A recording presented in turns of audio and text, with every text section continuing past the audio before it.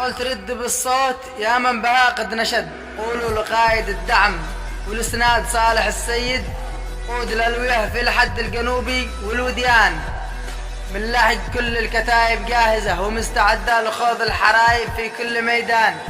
خلف ابن الزبيدي واللواء شلال وعاد ابو سام له في الحرايب شان، واحمد اللحقي ما يهاب الموت في وسط وديان، كلهم خلف ابن السيد، لا قال حنت الحرب تجهزنا لها وانطلقنا فرسان، وعاد بيا تشهد لنا والشيخ سالم في الميدان، قدنا المجنزر والمدرع والشاص فيه كم من شيطان، والميمطة صغنا به العدو من كل مكان، واصبح العدو شارد في قحره هارب مثل ما الفيران، لقل الجنوب الحر نستخرج من الثلج نيران، قولوا لابو مشعل والعوبان راجع حسابك قبل الحصر والندمان، وانضم لاخوانك في ارض الجنوب وما قد تقدر قد كان، رد بالصوت